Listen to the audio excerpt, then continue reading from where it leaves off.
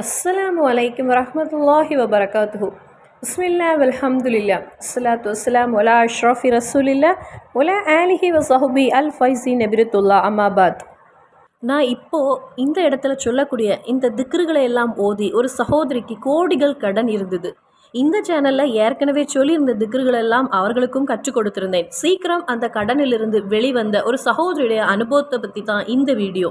நிறைய பேர் சொல்லக்கூடிய ஒரு விஷயம், திக்ரு ஓதியோ சலவாத் ஓதியோ என்ன கிடைக்க போகுது, உழைத்தால் மட்டும்தான் பணம் கிடைக்கும் என்று.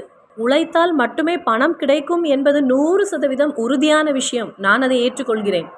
ஆனாலும் நீங்கள் சம்பாதிக்கக்கூடிய அந்த பணத்தில் பரக்கத்தே இல்லாமல் போய்விட்டால், இன்னும் நீங்கள் சம்பாதிக்கக்கூடிய அந்த பணத்தின் மூலம் அதிக கடன் சுமை உங்களுக்கு ஏற்பட்டால், அதிக கடன் சுமை ஏற்படுவது என்பது இறைவனை மறந்து வாழ்வதனால் அப்படின்னு நான் சொல்லலை. ஆனால் இறைவனை நெருங்கி அன்றாட வாழ்க்கையில் நீங்கள் செய்ய வேண்டிய சில விஷயங்களை நீங்கள் செய்து வரும்போதே இன்ஷா அல்லாஹ் தொடக்கூடிய ஒவ்வொரு காரியமும் உங்களுக்கு பொன்னாகி கிடைக்கும். வாழ்க்கையில் ஒரு உயரத்தை உங்களுக்கு பார்க்க முடியும். அப்போது 1,00,00,000 கடன் ஒரு சகோதரிக்கு வந்து என்றால் அந்த சகோதரியுடைய நிலை, அப்போ அந்த ஒரு நிலையிலிருந்து வெளிவந்தது தான் இந்த வீடியோ. இதை கேட்கும் போதே உங்களுக்கு எவ்வளவு கடன் இருந்தாலும் அது கணவனுக்கா இல்லது மனைவிக்கா அல்லது யாருக்காக இருந்தாலும் சரி, இந்த காரியங்களை உங்களுக்கு கேட்கும் போது இதை உங்களுடைய வாழ்க்கையில் செய்யும் போதே அல்லாஹு தாலாவின் ஒரு அருள் உங்களுக்கு கிடைக்க தொடங்கும். அல்லாஹ்வுடைய கஜானாவில் எடுக்க எடுக்க தீராத அளவிற்கு செல்வம் உண்டு. அதில் எந்த ஒரு சந்தேகமும் யாருக்கும் கிடையாது. அதை யாருக்கு கொடுக்க வேண்டும் என்று அவன் நினைக்கிறானோ அவர்களுக்கு அவன் அதை வழங்குவான். அதே போல முசீபத்து, அதாவது தரித்திரம், கடன் எல்லாமே இறைவன் வழங்குவது தான். அதையும் யாருக்கு கொடுக்க வேண்டும் என்று நினைக்கிறானோ அவர்களுக்கு அதை வழங்குவான் அவன். அப்போது இந்த சகோதரி நல்ல ஆற்றல் உள்ளவங்க தான். பணத்தில் மட்டுமல்ல, எல்லாவற்றிலும் நல்ல மோட்டிவேட் பண்ணுறதுலேருந்து டிரைவிங், ஸ்டிச்சிங், டீச்சிங், அப்படி எல்லா காரியத்திலும் மற்ற பெண்களை விட ஒரு ஸ்டெப் முன்னாடி. ஆனால் ஏதோ ஒரு சூழ்நிலையினால் இவ்வளவு கோடி கடன் வந்தது. இந்த கடன் வருவது என்பது நாம் ஏதாவது ஒரு விஷயம் செய்யும்போது தான். பெண்கள் கிச்சன் வேலை மட்டும் பார்க்கும்போது எந்த ஒரு பெண்ணுக்கும் கண்டிப்பாக கடன் என்பது வராது. சமையலறையில் மட்டும் நிற்கக்கூடிய பெண்களுக்கு எதுவுமே இல்லை என்ற வேதனை மட்டும்தான் இருக்கும். வேறு சிலர் எதுவுமே செய்ய மாட்டாங்க, அவர்களுக்கு வரக்கூடிய வாய்ப்புகளையும் பயன்படுத்த மாட்டாங்க. அடுத்தவர்களை பற்றி இமீமத்து நெபீபத்து பேசி கொண்டிருப்பாங்க. நமது கூட்டத்திலும் அவர்கள் உண்டு. அவர்களுடைய வாழ்க்கையில் அது முசீபத்தை ஏற்படும். நாளை மறுமையில் அல்லாஹு தாலாவிடத்திலிருந்து கடுமையான தண்டனை கிடைக்கும். இந்த துனியாவிலேயே இறைவன் அவர்களுக்கும் அவர்களுடைய குடும்பத்தினருக்கும் தண்டனை இறைவன் வழங்கி விடுவான். அதனால் இமீமத்து நெமீமத்து பேசுவதை விட்டு விலகி நில்லுங்கள். வயனொலி குல்லி ஹுமசத்துல்லுமசா, கண்டிப்பாக குறை கூறுபவர்களுக்கு என்றும் கேடுதான் என்று அல்லாஹு தாலா திருமறை குரானிலேயே கூறியிருக்கின்றான். இந்த சகோதரியுடைய சம்பவம், இவங்க சில ப்ராடக்ட்ஸ் எல்லாம் வீட்டில் கொண்டு வந்து ஒரு சின்ன முறையில் பிஸ்னஸ் ஆரம்பித்தாங்க. அதன் பின் கொஞ்சம் மாதங்கள்லேயே அந்த பிஸ்னஸ் நல்ல முறையில் லாபம் கிடைக்க ஆரம்பித்தது. மாதங்கள் சென்ற பிறகு எல்லாருக்கும் வரக்கூடிய யோசனை போல் ஒரு சின்ன கடை ஆரம்பிக்கலாம் அப்படின்னு சொல்லி ஒரு சின்ன கடையை அங்கேயும் ஆரம்பித்து நிறைய ப்ராடக்ட்ஸ் கொண்டு வந்து சேல் பண்ண தொடங்கினாங்க. இன்ஸ்டாகிராம், ஃபேஸ்புக், யூடியூப், அப்படி எல்லாவற்றிலையும் அவங்களுக்கு என்று ஒரு தனி ஐடியும் இருந்தது. இவர்கள் நல்ல முறையில் கொஞ்சம் உயர்ந்து வந்தபோது ஃப்ரெண்ட்ஸு, குடும்பம், அப்படி எல்லாரிடத்திலிருந்து ஒரு பாசிட்டிவ் சப்போர்ட்டு கிடைச்சிது. எல்லாரிடத்துலையும் இவங்களுடைய விஷயங்களை எல்லாம் பகிர்ந்து கொண்டாங்க. எப்பொழுதும் வாட்ஸ்அப்பில் இவங்களுடைய ப்ராடக்ட்ஸை பற்றியெல்லாம் ஸ்டேட்டஸும் வச்சு கொண்டு இருந்தாங்க. அப்படி நல்ல விதமாக மாஷா அல்லாஹ் நல்ல முறையில் தான் அந்த பிஸ்னஸ் சென்று கொண்டிருந்த நேரத்தில் அந்த சகோதரிக்கு ஒரு சின்ன பிரச்சனை வந்தது. அது மற்றொருவருக்கு உதவி செய்தது தான். அதுதான் எல்லா பிரச்சனையுடைய ஆரம்பமாக இருந்தது. நல்ல உதவி செய்யக்கூடிய ஒரு சகோதரியாக இருந்தாங்க. அடுத்தவர்களுடைய ஒரு வேதனை, கவலை எல்லாம் தெரிந்து உதவி செய்யக்கூடிய ஒரு சகோதரி. நல்ல மோட்டிவேட் பண்ணுவாங்க. எவ்வளவு வேலை இருந்தாலும் சரி, யார் ஃபோன் பண்ணாலும் உடனே அட்டன் பண்ணுவாங்க. அப்படி எல்லா வகையிலையும் அடுத்தவர்களுக்கு உதவி செய்யக்கூடிய ஒரு சகோதரி. நல்ல ஒரு மனது அவர்களுக்கு இருந்தது. அந்த சகோதரிக்கு ஒரு சேரிட்டி குரூப் இருந்தது. அதில் எப்போதும் போஸ்ட் போடுவாங்க. ஆனால் ஒரு 4 வாரமாக ஒரு போஸ்ட்டும் இல்லை, ஒரு ஃபோனும் இல்லை, ஒரு மெசேஜும் இல்லை, குரூப்லேயும் ஒரு மெசேஜும் இல்லை. அப்படி ஒரு விவரமும் இல்லாத ஒரு நிலையாக இருந்தது. நமக்கும் நேரம் இல்லாததுனால ஒவ்வொரு நாளும் சரி, நாளைக்கு கூப்பிடலாம், நாளைக்கு கேட்கலாம் அப்படின்னு நாட்கள் சென்றது. இந்த சேரிட்டி குரூப் வழியாக பாவப்பட்ட ஏழைகள் பிள்ளைங்க கல்யாணத்துக்கு, நோயால் கஷ்டப்படுகின்றவங்களுக்கு எல்லாருக்கும் உதவி செய்து கொண்டிருந்தாங்க. அந்த நேரத்தில் நிறைய ஃபோன் பண்ண போதும் ஒரு ஃபோனுமே அட்டன் பண்ணலை. கொஞ்ச நாட்களுக்கு பிறகு, கொஞ்சம் வாரங்களுக்கு பிறகு தான் விஷயம் தெரிந்தது. அவர்களுக்கு வந்த கடனில் மாட்டிக்கொண்ட பிறகு இவங்க கூட இருந்தவங்களை எல்லாம் அவங்களை பற்றி மோசமாக பேச ஆரம்பித்தாங்க. எல்லா இடங்கள்லையும் அப்படி தானே, நல்ல நிலையில் இருக்கும்போது நல்ல பாசிட்டிவாக பேசுவாங்க. ஆனால் உங்களுக்கு கொஞ்சம் உங்களுடைய நிலை தாழ்ந்து போனால் உடனே நெகட்டிவாக, உடனே மோசமாக பேச தயாராகி விடுவாங்க. அது மனிதர்களுடைய இயல்பு. அந்த நேரத்தில் தான் அதிக டென்ஷன் அவங்களுக்கு போச்சு. அந்த சகோதரிக்கு கேட்டாங்க, நீங்கள் ஒரு பெண் தானே, ஒரு பெண்ணாக இருந்துச்சு எதற்கு இந்த மாதிரி பிஸ்னஸ்லாம் நீங்கள் பண்ண ஆரம்பிக்கிறீங்க? அப்படி யாருமே இல்லாதது போல் அவர்களுடைய நிலை ஆகிவிட்டது. பணம் அடுத்தவர்களிடம் கேட்டபோது யாரும் கொடுக்க தயாராகவில்லை. எவ்வளவோ பணம் இவங்க தாராளமாக உதவி பண்ணாங்க. ஆனால் யாரும் இவங்களுக்கு அந்த நேரத்தில் கொடுக்க உதவ முன்வரவில்லை. நீங்கள் ஏமாற்றி விடுவீங்க அப்படின்னு கடுமையான வார்த்தைகளால் அவங்கள திட்டி தான் அனுப்புனாங்க. நல்லா அழுதாங்க. எல்லா வார்த்தைகள், அவமானங்கள் எல்லாவற்றையும் சந்தித்து ரொம்ப கஷ்டப்பட்டாங்க.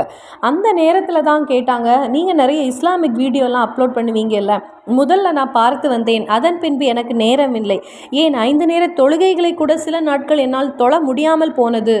ஆனால் இப்போது எனக்கு அதிக கடன் இருக்கிறது. அந்த கடன் எல்லாம் எனக்கு அடைய வேண்டும். அதற்கு ஏதாவது ஒன்று நீங்கள் சொல்லுங்கள் அப்படின்னு ரொம்ப வேதனையுடன் கூறிய போது சிலவற்றை நான் பகிர்ந்து கொண்டேன். எந்த ஒரு பெரிய கவலையிலும் இறைவன் உங்களை கைவிட மாட்டான். நீங்கள் யாரையும் ஏமாற்றவில்லை, நீங்கள் உதவிதான் செஞ்சீங்க. அல்லாஹு தாலாவுக்கு பிடித்தவர்களை அல்லாஹு தாலா கடன் கொடுத்தும் நோய் கொடுத்தும் எல்லா வகையிலும் சோதிப்பான். அந்த சோதனையில் நீங்கள் தளர்ந்து விடக்கூடாது. இறைவிடத்தில் அதிகமாக நீங்கள் நெருங்க வேண்டும். கண்டிப்பாக அல்லாஹு தாலாவிடத்தில் நெருங்க அந்த அடியானை அல்லாஹு தாலா தாழ்த்தி விட மாட்டான், உயர்த்ததான் செய்வான் அப்படின்னு சொன்னபோது அழுது கொண்டே அவர்களுடைய விஷயங்களை எல்லாமே அவங்க கூறினாங்க என்ன நடந்தது என்று. இந்த சகோதரி அவங்களுடைய ஃப்ரெண்ட்ஸுக்கோ யாருக்கோ உதவி செய்யலை. அவங்களுடைய ஹஸ்பண்டுடைய ஒரு ஃப்ரெண்டு பிஸ்னஸில் நல்ல ஒரு ஆற்றல் நிறைந்தவர்களாக இருந்தாங்க. பிஸ்னஸ் நல்லா டெவலப் ஆகி நல்ல ஒரு முறையில் நடந்து கொண்டிருந்தது அவங்களுடைய ஹஸ்பண்டுடைய ஃப்ரெண்டுக்கு. அப்போது அந்த பிஸ்னஸில் எப்படின்னா, அவங்களுக்கு ஒரு 25 லட்சம் கொடுத்தா மாதம் இவ்வளவு ரூபாய் கிடைக்கும், மாதம் இந்த அளவுக்கு ஒரு அமௌண்ட்டு கிடைக்கும் அப்படிங்கிற ஒரு முறையில் இருந்தது.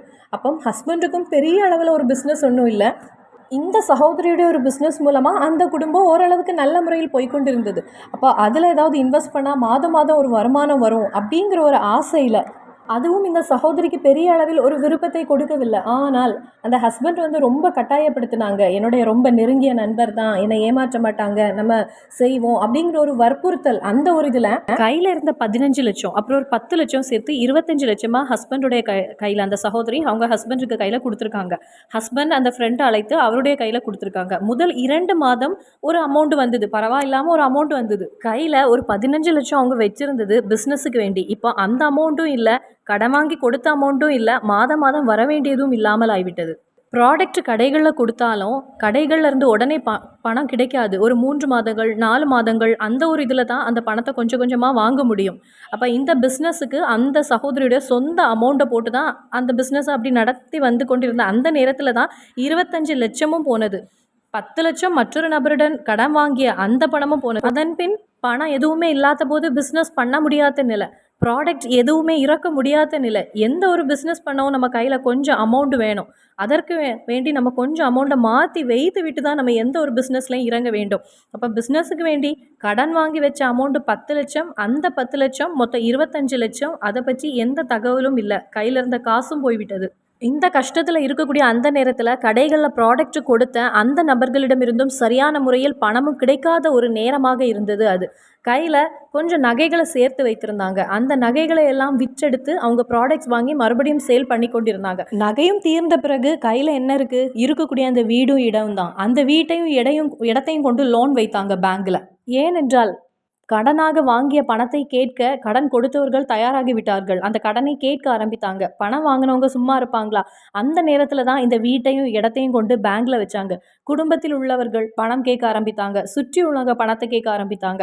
அப்படி ஹஸ்பண்டுக்கும் இந்த சகோதரிக்கும் நல்ல சண்டை. வீட்டில் எப்பொழுதும் சண்டையும் அடியும் பிரச்சனையும் அதிகமாகவே இருந்தது. இருவருக்கும் இடையில ஒரு வெறுப்பு வந்து விட்டது. அது எந்த ஒரு சகோதரி ஆனாலும் அது வரும். ஏன்னா நல்லா போயிட்டு இருந்த ஒரு பிஸ்னஸ் திடீரென்று ஒரு நபர் வந்து பணம் கேட்டபோது அவருடைய வற்புறுத்தல்னால பணத்தை எடுத்து கொடுத்து பிரச்சனையான போது இந்த சகோதரிக்கு நல்ல கோபம் வந்தது. கோபத்தில் வார்த்தைகளை விட்டாங்க. கணவரிடம் இருந்தும் கோபம். அப்படி இருவருக்கும் இடையில் நல்ல பிரச்சனை, வீட்டில் அடி, அந்த மாதிரி பிரச்சனைகள் அதிகமாக இருந்தது. இந்த சகோதரியுடைய கணவர் வந்து அந்த ஃப்ரெண்டுட்ட 25 லட்சம் டெபாசிட் பண்ண அந்த நபரிடம் போய் சண்டை போட்டாங்க. அது போலீஸ் கேஸ் ஆனது. போலீஸ் கேஸ் ஆன பிறகு பணம் உடனே கிடைக்குமா? கிடைக்க முடியாத ஒரு நிலை அங்கேயும் ஆகிவிட்டது. நிறைய நகைகள் இருந்தது. எல்லாமே போனது. கையில பணம் இருந்தா தானே பிசினஸ் பண்ண முடியும். அந்த பிசினஸும் அங்க தடை ஆயி அங்கேயே ஸ்டாப் ஆயிட்டு. பேங்க்ல 50 லட்சத்துக்கு கொண்டு லோன் எடுத்திருந்தாங்க. வீட்டையும் இடத்தையும் வைத்து. கையில எந்த வருமானமும் இல்லாம எப்படி லோன் அடைப்பது? லோன் அடைக்க முடியாத நிலை. வீடு ஜப்தி ஆகக்கூடிய நிலை. அந்த நிலையில தான் ரொம்ப அழுகை அவங்களுக்கு வந்துவிட்டது. இந்த சகோதரியுடைய இந்த நிலையெல்லாம் கேட்டபோது ரொம்ப ஆச்சரியமாகவும், ரொம்ப ஷாக்கா இருந்தது. ஏன்னா ரொம்ப நல்ல மனசு. எல்லாருக்கும் உதவக்கூடிய ஒரு சகோதரிக்கு இந்த ஒரு நிலைன்னு கேட்டபோது ரொம்பவே ஒரு ஷாக்காகவே இருந்தது. மொத்தத்துல எவ்வளவு கடன் என்று கேட்டபோது 1 கோடிக்கு அதிகமாகவே இருந்தது அந்த கடன் தொகை. பணம் இருந்து நல்ல நிலையில இருந்தபோது எல்லாரும் கூட சேர்ந்து நல்லா சந்தோஷமாக இருந்தாங்க. குடும்பத்தில் உள்ளவங்களும் சரி, சுற்றி இருக்கக்கூடியவங்களும் சரி, ஹஸ்பண்டும் சரி, எல்லாருமே. இப்போ கடன் என்ற ஒன்று பிரச்சனையாகி எதுவுமே இல்லாத நேரத்தில் எல்லாமே அவங்க குறை கூற ஆரம்பித்தாங்க. அவங்கள தனிமைப்படுத்த ஆரம்பித்தாங்க. வீட்டுடைய வாசல்ல கடனை கேட்டு வந்து சத்தம் போடும்போது அந்த நிமிஷங்கள் ரொம்ப அவமானமாக இருந்தது. அதே நேரத்தில் சிலருடைய பரிதாபமான பார்வை அதிக அளவில் வேதனையை கொடுத்தது. சிலருடைய இழிவான பேச்சுகள், எல்லாரையும் ஏமாத்திட்டாங்க அப்படிங்கிற இழிவான பேச்சுகள் இன்னும் அவர்களுக்கு அதிக வேதனையை கொடுத்தது. ஒரு சகோதரிக்கு கல்யாணத்துக்கு வேண்டி நல்லா இருந்தபோது ஒரு 15 பவன் நகை போட்டு கொடுத்துருக்காங்க. அந்த சகோதரி கூட இவங்கள அந்த நேரத்தில் இழிவாக பேசியிருக்காங்க. எல்லாமே சொல்லி சொல்லி அழுகையும் வேதனை. அப்போ அந்த நேரத்தில் நமக்கு என்ன சொல்ல முடியும்? சில மகத்தான திக்ருகள் உள்ள வீடியோ அதிக அளவில் நிறைய பேருக்கு பலனளித்த வீடியோவை நான் அனுப்பி கொடுத்துருந்தேன். இதில் எது உங்களுக்கு எளிதாக இருக்கிறதோ அதை பார்த்து நீங்கள் ஓதுங்க அப்படின்னு அனுப்பி கொடுத்துருந்தேன். இன்றைக்கே இந்த திக்ருகளை எல்லாம் நீங்கள் அதிகப்படுத்துங்க, திக்ருகளை இறுக்கமாக பிடித்து கொள்ளுங்கள் அப்படின்னு அவங்கள்ட்ட சொல்லி, நல்ல ஒரு செய்தி வந்தபோது என்னிடம் நீங்கள் அதை சொன்னால் போதும் அப்படின்னு அந்த விதத்தில் சொல்லி, அதுக்கப்புறம் ஒரு 3-4 மாதங்கள் எந்த ஒரு ஃபோனோ எந்த ஒரு அழைப்பும் இல்லை. ஏன்னா கவலையில் பிரச்சனையோடு இருக்கக்கூடிய அவங்கள நாம் மறுபடி தொந்தரவு பண்ணவோ அவங்களிடத்தில் என்ன சொல்லன்னு கூட அந்த நேரத்தில் தெரியவில்லை. ஆனால் ஒரு விஷயம் மட்டும் தெரிந்தது, கண்டிப்பாக அல்லாஹு தாலா உன்னை கைவிட மாட்டான். உன்னுடைய வாழ்க்கையில் இன்னும் ஒரு தைரியம் வரும். இந்த திக்ருகளை எல்லாம் ஓதும்போது எல்லா பிரச்சனைகளையுமே தீர்ந்துவிடும். இந்த தளர்வு உன்னிடத்தில் இருக்காது. ஹஸ்பண்டுக்கும் உனக்கும் உள்ள சண்டையும் முடிந்துவிடும் அப்படின்னு நான் சொல்லி அனுப்புனது தான் கடைசி. அதன் பின்பு ஒரு 6 மாதம் கழிந்து தான் எனக்கு அவர்களிடத்தில் மறுபடியும் பேச முடிந்தது. அந்த நேரத்தில் அல்ஹம்துலில்லாஹ் எல்லா பிரச்சனையுமே தீர்ந்து அவங்களுடைய வாழ்க்கையில் இருந்த அந்த பிரச்சனைகள் எல்லாம் தீர்ந்து சந்தோஷத்தோடு அவங்க இருந்தாங்க. இந்த 6 மாதமும் அவங்க செய்தது என்னன்னா, தஹஜ்ஜுடைய தொழுகை. இரவு நேரம் உள்ள தஹஜ்ஜுடைய தொழுகை. தஹஜ்ஜுடைய தொழுகையின் முன்னாடி எந்த பிரச்சனை யாருக்கு இருக்கிறது? அந்த தஹஜ்ஜுடைய தொழுகையை தொழுதுவிட்டு அதே இடத்திலிருந்து யா அர்ஹமர் ராஹிமீன், யா அர்ஹமர் ராஹிமீன் ஒரு வீடியோ போட்டிருந்தேன். அந்த ஒரு தஹஜ்ஜுடைய தொழுகையும் இந்த ஒரு திக்ர் 1000 தடவை ஒவ்வொரு நாள் இரவும் அவங்க ஓதி வந்தாங்க. கூடிய சீக்கிரமே முதலில் நல்ல ஒரு வாய்ப்பு வந்தது கணவருக்கு நல்ல ஒரு வேலை அப்படி அவங்களுக்கு ரெடியாகி வந்தது. அந்த வேலையின் மூலமாக, அந்த சம்பளத்தின் மூலமாக இவங்க அவங்களுடைய வாழ்க்கையில் ஒன்று எழும்பி நிற்க தொடங்கினாங்க. அதன் பின்பு தினமும் ஃபஜ்ருடைய தொழுகையை தொழுதுவிட்டு யா வஹாபி யா அல்லா, யா வஹாபி யா அல்லா என்கிற திக்ரை 500 தடவை ஒவ்வொரு நாளும் ஓதியிருக்காங்க. பின்பு 2 ரக்கத் லுஹா தொழுகை.